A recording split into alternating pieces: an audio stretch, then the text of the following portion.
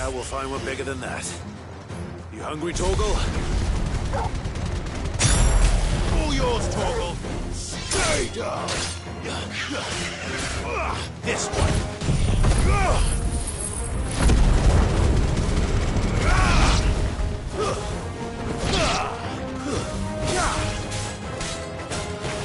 Attack! Go!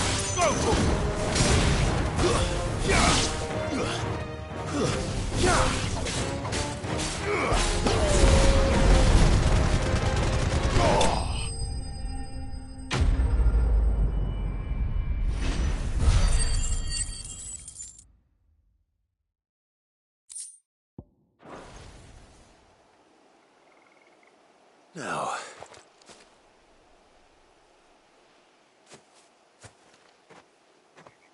will it be enough?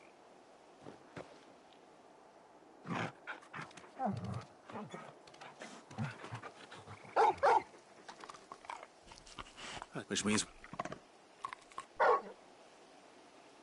you're just a big puppy, aren't you? A very big puppy.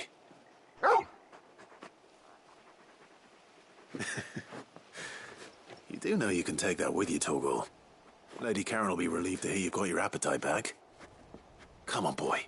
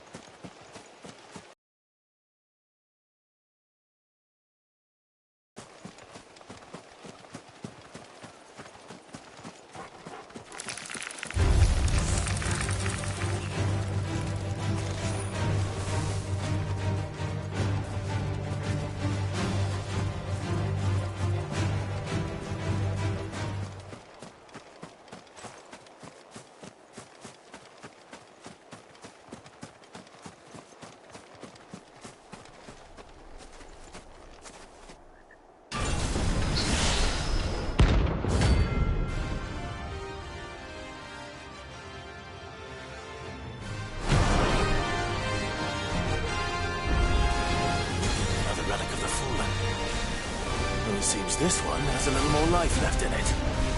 All right, then.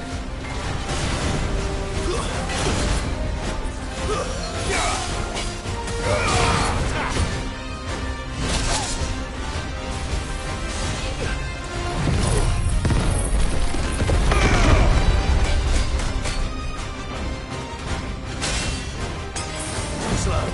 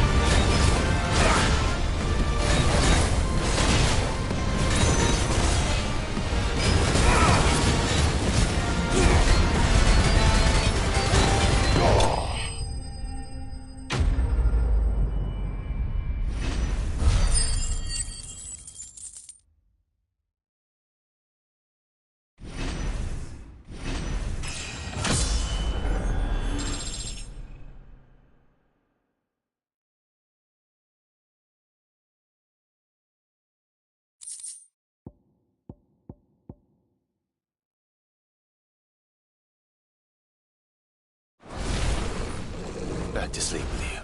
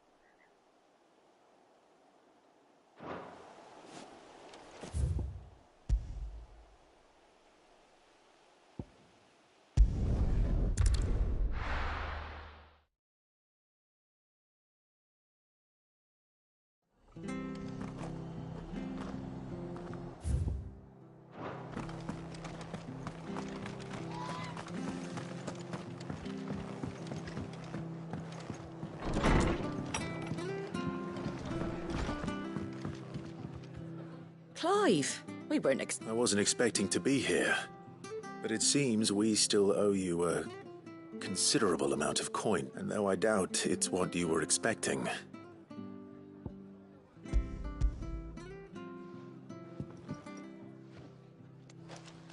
A star, Ruby? I can't accept this. It's worth at least twice what you owe me. More if you can find yourself the right buyer. Think of the difference as interest. Interest? If word got out I charged that much, no one would ever borrow from me again. Anyway, why are you the one here asking me about this? I'd have expected Otto. Bit much sending the Lord Marquis out to settle your debts, isn't it? The old goat working himself to death again. Something like that. Most days I think he's the only reason the hideaway's still standing. Same as always, eh? Back when the place was nothing but a twinkle in the eye of a recently retired Lord Commander, word is he was the first one Sid reached out to. Probably knew that without his strong arm and level head, the idea would never get off the ground. Sid may have been the face of the hideaway, but Otto's always been the backbone. And when Sid passed away, we were all worried that would be the end of it. That Otto would just give up. His death was hard on everyone. But it must have hit Otto hardest of all. But he didn't give up, did he? Quite the opposite, in fact. If I recall, he was the one who nominated you as Sid's replacement, and rallied the rest around you. I reckon what he saw in Sid, he saw in you too. And don't we all? Doesn't hurt that you're half as stubborn and twice as handsome, neither. That, and you keep good company.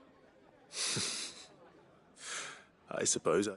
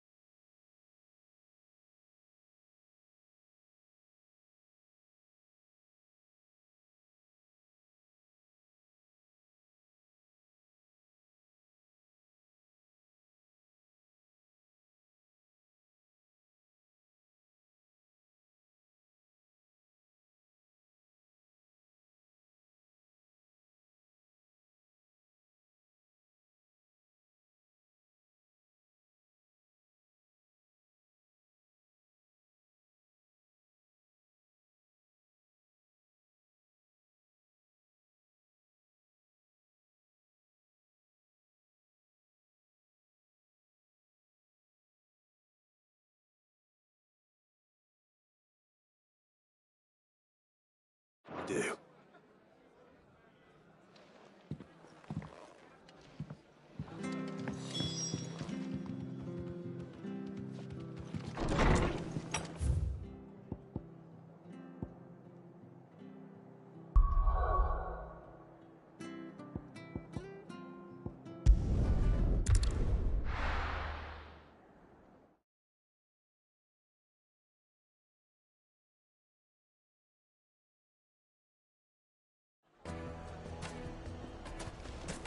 People take notice of wealthy men. Shouldn't be too hard to track down Karen's collector. And it's gone. The whole mother crystal gone. What are we gonna do?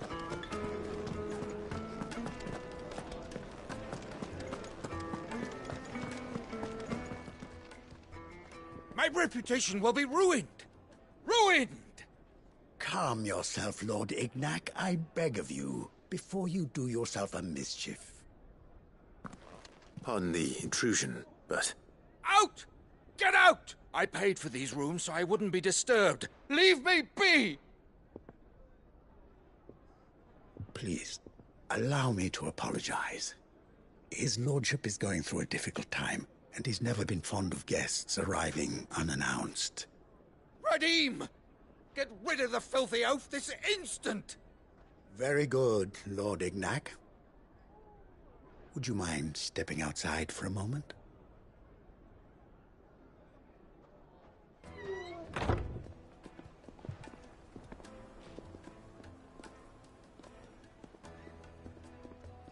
I'm sorry if I've caused you any trouble. That? No.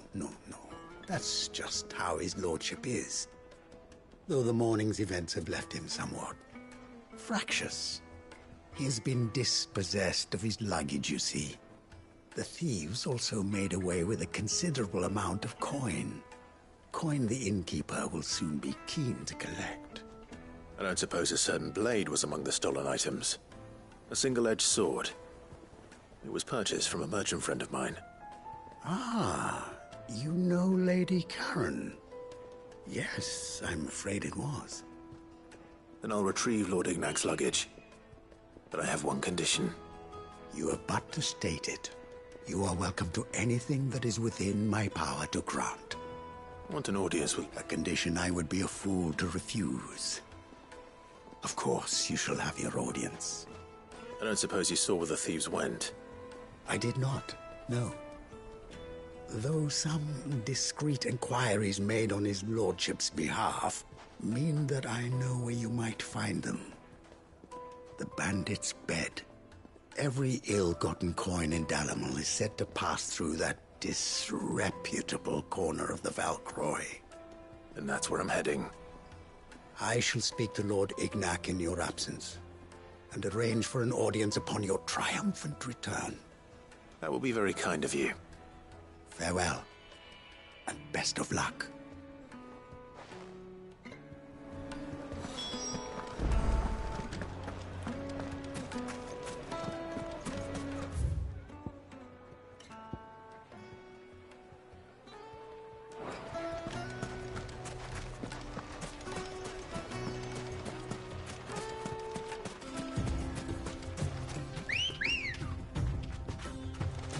Good girl.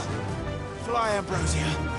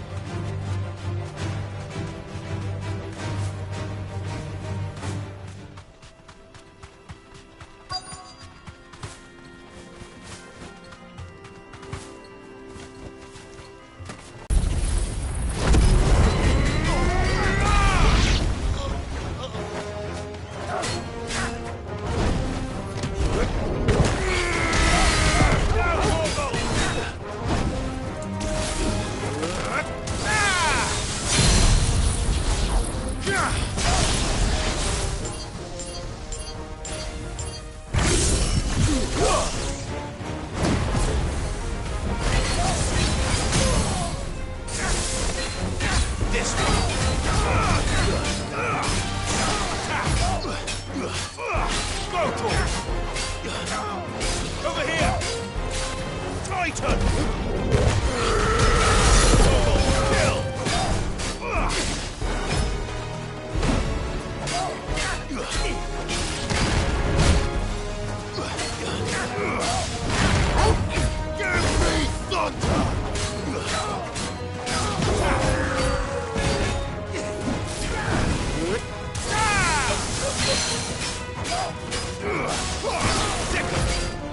Nice try.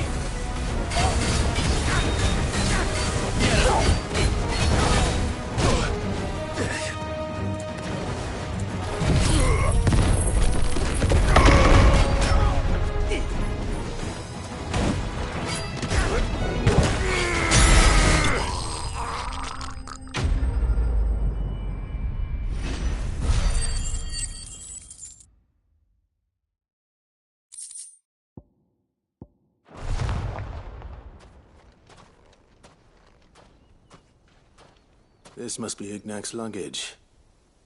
Nothing seems to be damaged. All right. Let's get it back to Dalamil.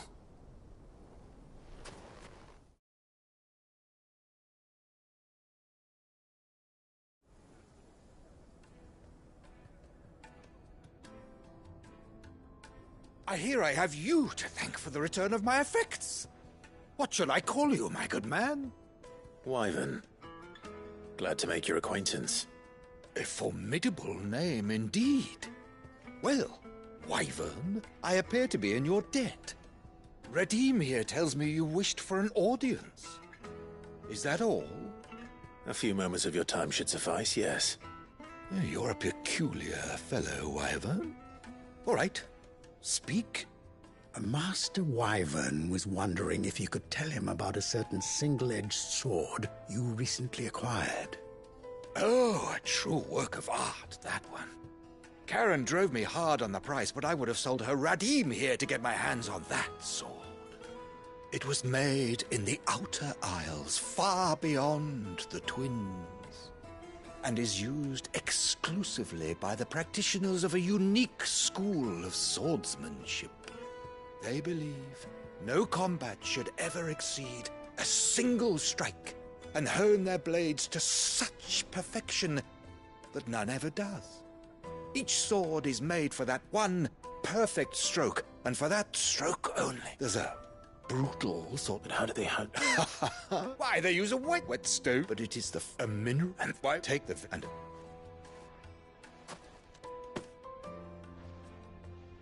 Thank you. Pardon the intrusion, my lordship. However, it is long past time we prepared ourselves to depart. So it is. I am locked in bitter competition with a rival collector of curiosities. I am one step ahead of the unscrupulous scout. There are many other collectors. Too many to count, but only one do I consider my nemesis. Lord Byron Rosfield, and is a perennial thorn in my side. I can imagine. Farewell, Wyvern, may our paths cross again. Radim, we mustn't dawdle.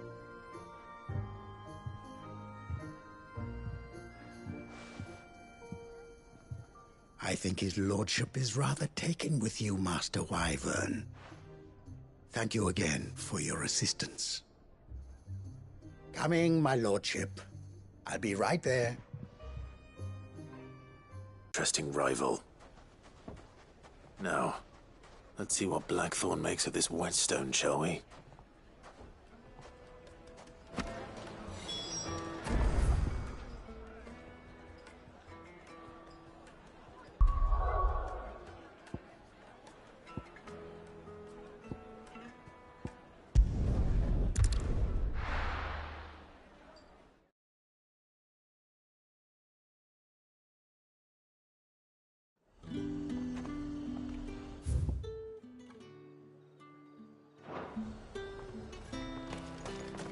There's talk. How the hell is anyone supposed to...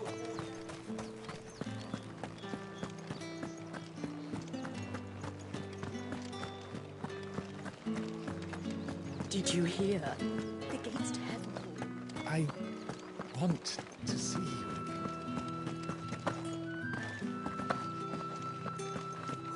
do without sweet water and oil of talc? Still no Milady, I come bearing gifts. gifts? What a...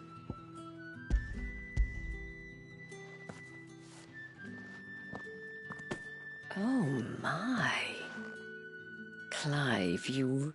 Otto asked me to give it to you, to settle the Hideaway's debt with the Veil, and to compensate you for the time it took us to do so. You disappoint me, Clive. I thought you might finally be warming to me. Tell Otto he can keep his baubles. I tried to tell him as much the first time around. The man owes me nothing, nor does the Hideaway. My contribution to the restoration effort was made freely and willingly. It was the least I could do. You once told me Sid did you a kindness. I'd like to do the same. Please, accept it. For my sake. And for Otto's. For all of us. For all you've done. It is rather fetching, isn't it? Very well. Otto is lucky to have you, Clive. I doubt anything could ever replace his son. But you and the others at the Hideaway are the closest thing he has to family. Otto had a son.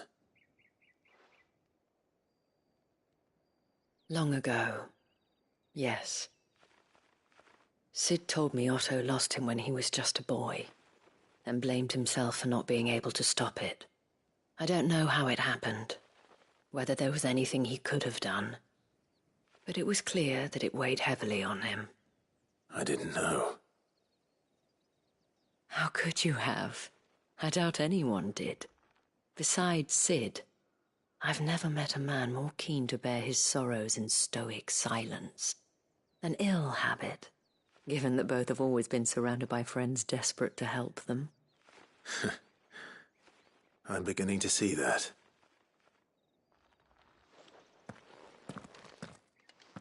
Go will want to know the stones were delivered. If he's still with us.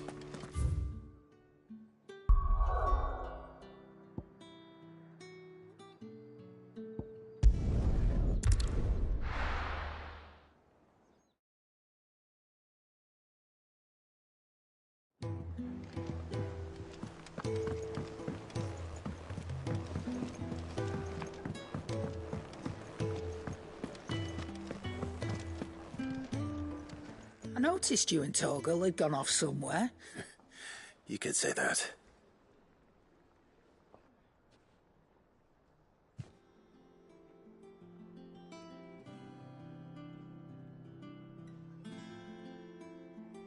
So, Molly's leftovers weren't good. That'll teach me for treating you like you're still a pup. All right. Now we know what you're after. I can see about getting some in. Speaking of which, I brought one for later. Can I leave it with you?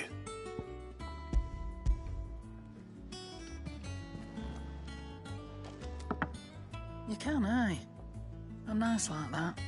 In return, you can thank Tomes for me. I was just on my way to see him.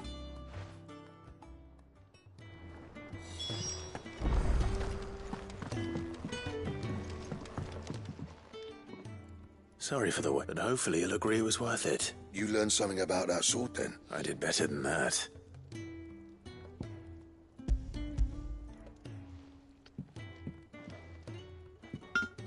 A whetstone? Yes. But not one you'll find anywhere in Valisthea.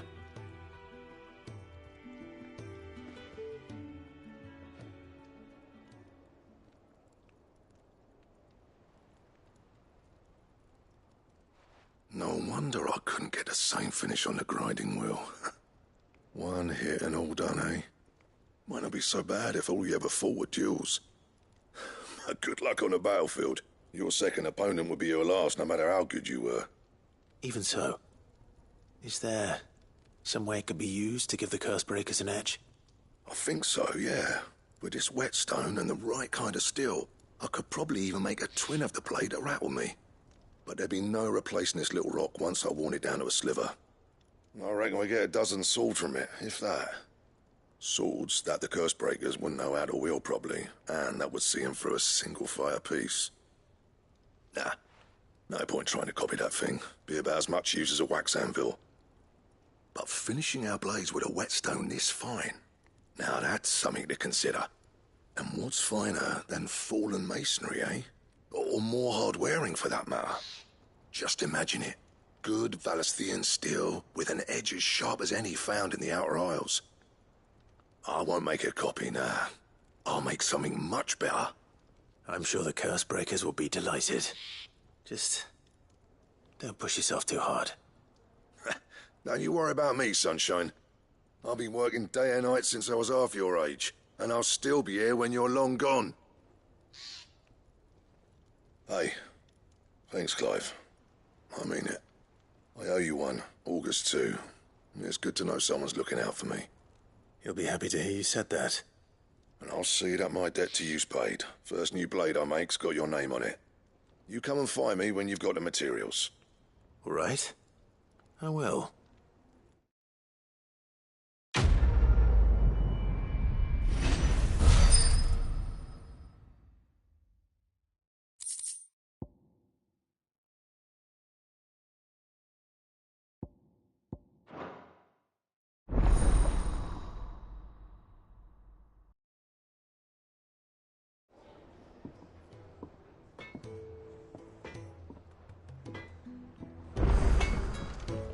What do you need? What's that for you, dear?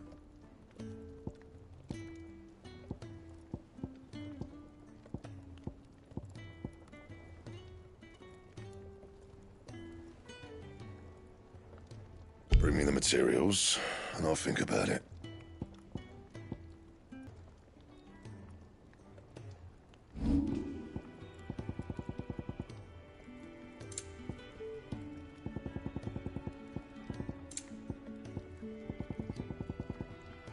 Anything else?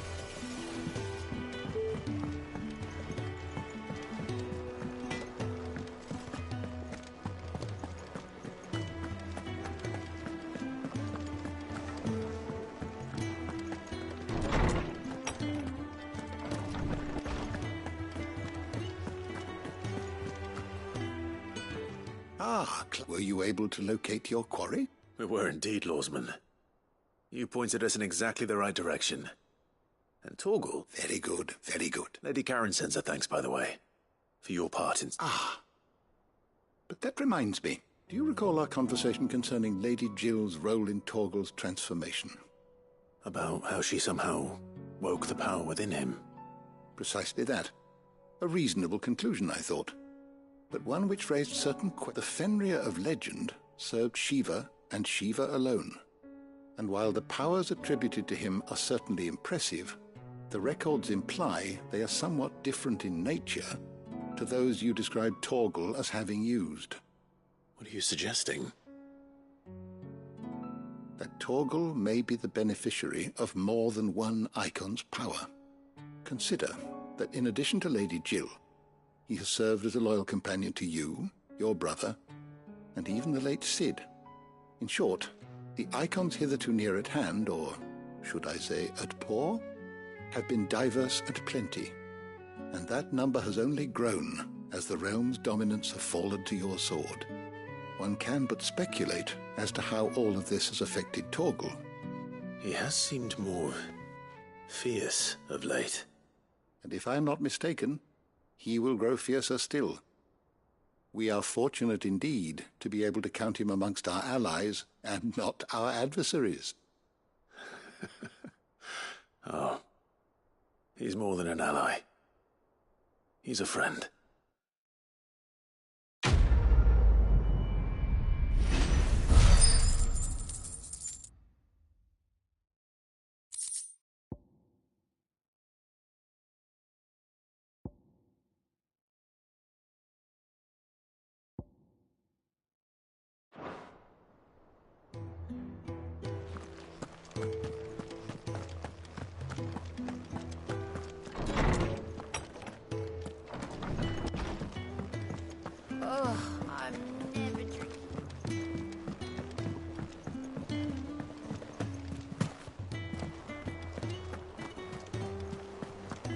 Is that the thing Tomes helped to build? Mid told me she was building a ship.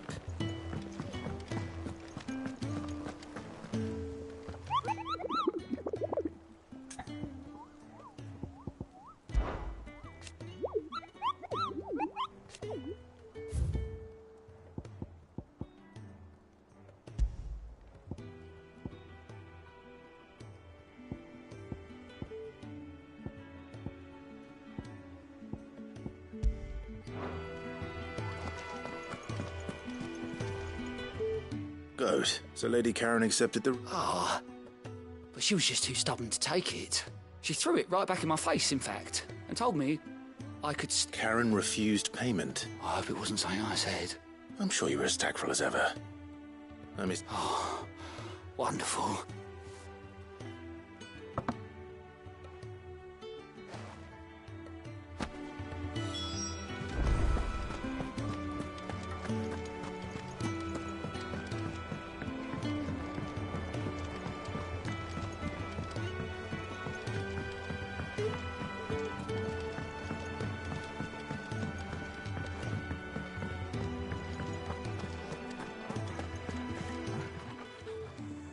Lady Karen, Goad tells me you weren't happy with our offer. Would you prefer the debt was repaid in coin? What debt? I don't recall lending any of you like me hard-earned gil. I may have tossed a talent or two in the Hideaway's coffers, but those were donations, and you can hardly call it charity if you go asking for it back. Of course not. But one good turn deserves another. And our circumstances have changed. Surely you wouldn't shun the gratitude of a pauper who happened to have become a prince. Oh, so you're a prince now, are you? Fine. But I'm selling it and taking what I'm owed, then you're getting the rest whether you like it or not.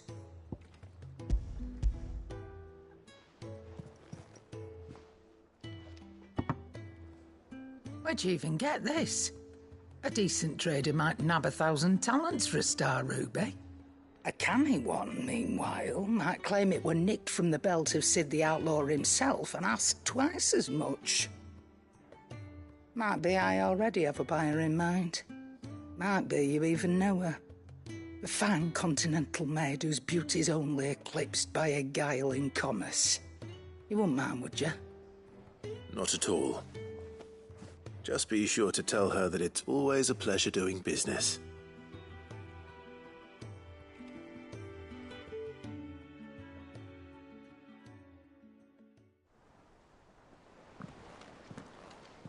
I hear you ended up delivering all 3 stones. Thanks to this lump. I sometimes wonder what I pay you for. Speaking of which, I still haven't been paid last month's wages.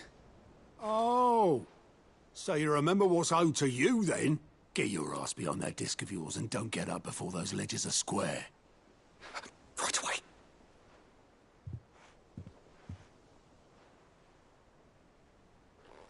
I've seen that before. You have, yeah. Plenty of times. It was the only goblet Sid ever used. Either out of habit, or because the filthy soul couldn't be bought. I knew so little about him.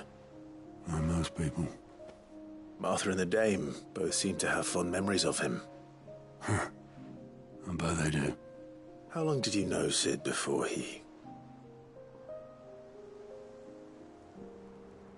Before he died. 20 summers, give or take. Back in the day, I was a purser on a trade ship, which is where I met him. He bought passage to... I forget where. And having nothing better to do on the long nights, we sat up drinking Island rum till the morning bell dragged me back to my duties. Quit my post not long after that. On account of making a fine maiden's belly fat. But me and Sid stayed close, promising we'd one day sail the seas again. That was before fate stepped in and said she was having none of it. The magic woke inside my son soon after his first name day, and there was no hiding his knack. Couldn't you and your family have... My family were the ones who summoned the constable. Wanted the monster taken away. I couldn't turn my back on him. Forget what I felt, and I couldn't for the life of me understand how they could. Luckily,